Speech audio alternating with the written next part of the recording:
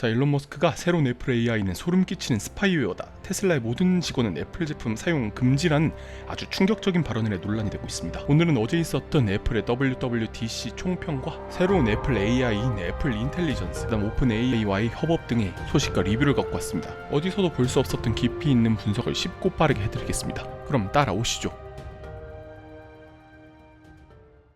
자, 최근 아이폰에서 점점 크기와 비중이 커지는 부품이 있습니다. 네, 바로 뉴럴 엔진이라고 하는 반도체 칩인데요. 아시는 분은 아시겠지만 최근 아이폰 판매량이 상당히 부진했어요. 앞으로 나올 아이폰 16 출하량은 전년 동기 대비 무려 5%나 감소할 거라는 예상이 나오고 있거든요. 그도 그럴 만한 게 제가 아이폰 시리즈를 상당히 오래 써왔는데 혁신이 없다, 더 이상 새롭지 않다라는 말을 제가 몸소 체감하고 있거든요. 솔직히 15로 넘어오면서 가장 큰 체감이 충전 방식이 C타입으로 변경됐다는 거? 솔직히 이 정도면 말 다 한 거 아닌가요? 뭔가 폼팩터상 변화가 없다 보니까 솔직히 새로운 아이폰을 사야 할 이유가 없어진 게 사실입니다. 실제로 아이폰을 바꾸는 사이클이 점점 길어지던 이제는 거의 40개월 주기가 된다는 통계도 나왔으니까요. 애플 입장에서는 아이폰이 전체 매출의 절반을 차지하다 보니까 어떻게 해서든지 아이폰의 교체 주기를 짧게 만들어야 합니다. 하지만 하드웨어적 혁신에는 지금 수년째 한계에 봉착한 느낌이죠. 그런데 그 하드웨어적 한계를 어떻게 푼다? 네, AI를 통한 소프트웨어로 풀어내도록 하는 것이 이번 애플의 가장 큰 숙제였지 않을까 싶어요. 그래서 이번 아이폰 15 프로에 적용된 A17 프로 칩과 아이패드와 맥북에 적용된 M 시리즈 애플 실리콘의 이 온 디바이스 기술을 적용했다는 겁니다. 여기서 온 디바이스가 뭐냐라고 물으시는 분 계실 텐데, 온 디바이스란 말 그대로 기계 자체 내에서 AI 추론이 일어나게 되는 겁니다. 클라우드 환경과 다르게 인터넷 연결 없이 일어나는 거예요. 아니, 그럼 온 디바이스 기술이 왜 필요한데? 자, 온 디바이스 기술의 장점은 보시다시피 아이폰에 있는 수많은 개인화된 정보 대부분의 접근이 가능하다라는 거예요. 연락처, 사진, 메일, 메시지, 스케줄, 내 모든 개인정보를 이 AI가 이용할 수 있게 되는 겁니다. 예를 들어 아이폰에 엄마가 언제 공항에 도착하더라? 라고 물어보면 엄마라는 문자 메시지를 뒤져서 비행편 스크린샷을 기억해 예약 시간을 알려주는 겁니다. 만약에 엄마를 맞이하려 가려면 언제 출발해야 되지? 라고 했을 때는 이제 지도 앱을 통해서 소요 시간을 계산하고, 그리고 문자 중에서 중요한 약속이 있다면은 이제 중요도 순으로 배열을 해서 스케줄러에 넣고 거기다 알림을 보내주고, 또 만약에 내 운전면허증 발급번호가 궁금하다면 사진 앱에 저장된 운전면허증을 찾아서 알려주는, 이제 허울뿐인 비서가 아닌 진짜 똑똑한 AI 비서 자비스가 생기는 거예요. 우리는 이걸 애플 인텔리전스라고 합니다. 이 부분에 대해서 나중에 또 첨언을 드리겠습니다. 자, 다시 온 디바이스 얘기로 돌아와서 이 온 디바이스에도 문제가 있는데, 아무래도 이 작은 기기 내에서 돌리기 때문에 성능이 떨어진다는 거예요. 그래서 클라우드 환경이 필요한 겁니다. 자, GPT-4 같은 경우는 이제 인터넷과 연결돼서 데이터 센터, 그러니까 거대한 슈퍼컴퓨터로 돌리는 만큼 성능이 엄청나게 뛰어나거든요. 그런데 애플도 이 준비를 했던 것 같습니다. 애플 자체 칩으로 제작한 데이터 센터에서 AI를 돌리는, 그러니까 이제 온 디바이스와 클라우드를 결합한 하이브리드 AI 환경을 만든 거예요. 자, 여기까지 들으셨을 때 또 이런 의문이 드셔야 됩니다. 그러면 클라우드가 훨씬 좋은 거 아니야? 자, 클라우드 환경에서도 역시 단점이 있습니다. 바로 보안이에요. 우리가 일반 기업에서 이제 GPT를 쓰지 못하게 하는 이유, 가장 큰 이유는 사실 보안 때문이거든요. 그런데 애플은 이 문제를 해결한 것처럼 보입니다. 일단 표면상으로요. 애플에 따르면 개인정보가 절대 저장되지 않고 IP도 모른다고 합니다. 그래서 완벽한 보안을 지킬 수 있는 프라이빗 클라우드를 선보였습니다. 그러니까 기계 자체적으로 해결할 건 하고, 조금 더 나은 성능이나 정밀한 추론이 필요한 경우는 철저하게 보안된 클라우드에서 처리하겠다는 거죠. 이건 진짜 애플만이 할 수 있는 그런 전략으로 보입니다. 자, 결론적으로 이 하이브리드 AI 기능을 내세우는 이유. 자, 아이폰을 새로운 아이폰으로 바꿔라. 아이폰 15 프로 이상급은 돼야지 새로운 온디바이스 AI 기능 넣어줄 거다. 그러니까 새로운 아이폰 구매를 강제하려는 거예요. 결론적으로 애플이 원하는 건 4년이나 되던 아이폰의 교체 주기를 2년으로 줄여버려서 아이폰 매출을 한 50%, 60% 이상 뻥튀기 할 작정인 겁니다. 아주 무서운 회사예요, 진짜. 개인적인 생각으로는 이 AI 기능 철저히 급나누기를 할 것 같아요. 아마 아이폰 16 프로부터 가능하게 한다든지, 혹은 애플 원 구독 서비스랑 같이 묶어서 월 정액제로 또 판다든지, 정말이지 무서운 회사입니다. 자, 그리고 그 다음으로 많은 사람들이 기대했던 부분이죠.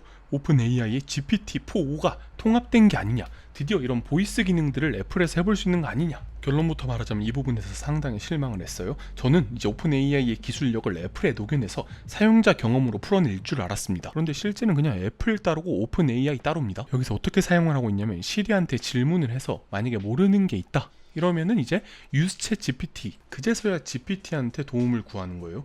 말 그대로 그냥 시리의 보안책으로서 쓰이는 것밖에 안 됩니다. 아니, 다들 이걸 기대하진 않았잖아요. 이제 시리나 문서 작성 도구 등에서 챗 GPT의 도움을 받을 수 있는 거, 그건 좋긴 한데, 이렇게 필요할 때마다 챗 GPT의 도움을 받으시겠습니까?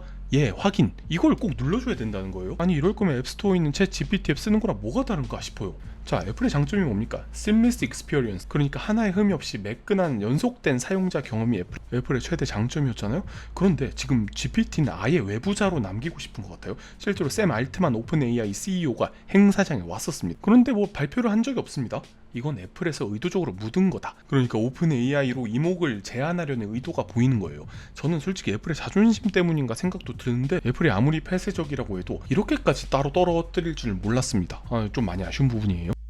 자, 이번 발표의 핵심이었죠. 애플의 AI, 애플 인텔리전스입니다. 이건 진짜 애플만이 할 수 있는 인공지능이라고 생각이 들어요. 아이폰, 아이패드 매개에 전반적으로 적용이 되고 심지어 애플워치에 저장된 여러분의 건강 정보까지, 그러니까 여러분 사적인 모든 데이터들을 활용하는 겁니다. 이걸 이제 퍼스널 컨텍스트, 초개인화된 맥락을 이용해서 인공지능 경험을 사용자들에게 제공해 주는 것. 가장 먼저 소개해드릴 건 이제 시리입니다. 뭐 하루에 15억 번 불린다는데 이게 좀 믿겨지진 않아요, 저는. 왜냐면 시리가 정말 멍청했잖아요. 최근에 발표된 GPT-4.5가 대학생 정도 레벨이면 시리는 솔직히 미취학 아동 수준이었습니다. 그런데 이 시리가 정말 똑똑해진다고 해요. 말을 개떡같이 해도 찰떡같이 알아듣고 언어 인식이 훨씬 더 자연스러워졌으며 현재 사용자가 보고 있는 스크린을 인식하는 스크린 어웨어니스 기능까지, 게다가 더 적극적으로 사용자의 요구사항을 수행한다고 해요. 예전에 시리야 땡땡 해줘라고 하면 정말 답답했었거든요. 그런데 이제 시리가 알아서 어떤 앱에 들어가고 정해진 행동을 할 수 있게 되는 거예요. 마치 사람처럼요. 그리고 각종 생성 AI 기능이 탑재됐어요. 이제 라이팅 툴, 이거 뭐 글을 요약해주고 다듬는 그런 기능들이죠. 이거 뭐 많이 봤습니다. 그리고 이제 또 젠모지라고 직접 생성하는 이모티콘, 이건 또 어떻게 사용될지 좀 궁금하긴 합니다. 그리고 또 이제 이미지 플레이그라운드라고 해서 생성 AI로 이미지를 만드는 거.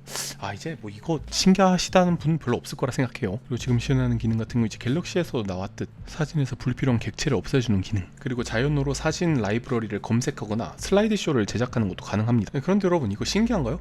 저는 이거 너무 많이 봐서 하나도 안 신기하거든요. 이 정도 AI는 마이크로소프트 코파일럿이나 구글 제미나이에서도 대부분 보여줬던 기능들입니다. 그래도 이제 애플한테 조금 더 높은 점수를 줄 수 있는 건 이제 랭귀지랑 이미지, 액션, 이 모든 생성 AI를 마지막에 퍼스널 컨텍스트, 개인적 경험을 고려해서 만들 수가 있다는 점이 가장 차별화되는 기능이라고 생각을 해요. 그리고 사실 애플 개발자 회의가 완전 AI로 빠졌었는데 이 핵심은 원래 OS거든요. 새로운 비전 OS를 비롯해서 다양한 운영체제와 새로운 기능들에 대한 소개가 있었습니다. 오히려 애플 유저분들은 이게 더 흥미롭지 않았을까 생각이 들어요. 자세한 건 IT 유튜버분들이 리뷰해 주실 겁니다. 총평하자면 예상대로 엄청난 혁신은 나오지 않아서 많이 아쉽습니다. 그래도 애플만이 할 수 있는 그런 기대되는 일들이 있습니다. 솔직히 애플 AI에 있어서는 지각생이죠? 뭐 다른 기업에 비해 기술적으로 조금 떨어져 보이는 건 어쩔 수가 없습니다. 자체 파운데이션 모델도 상당히 아쉬운 것 같고요. 그런데 애플이 뭔가 처음 제품을 내서 성공시킨 기업인가요? 그건 아니거든요. 항상 반박자 늦었습니다. 그런데 결과는 어땠나요? 전 세계 사용자들 돈을 긁어 모았잖아요. 여기서 잠깐 광고 하나 보호하겠습니다.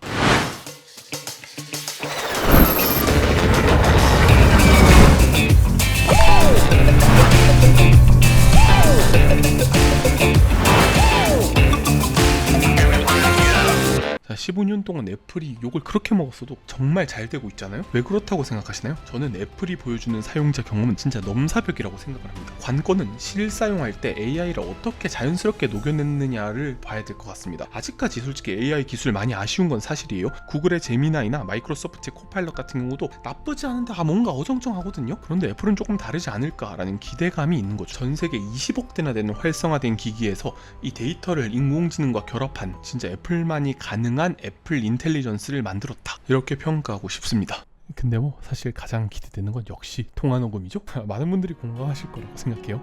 자, 소중한 의견 댓글 남겨주시면 정말 감사하겠습니다.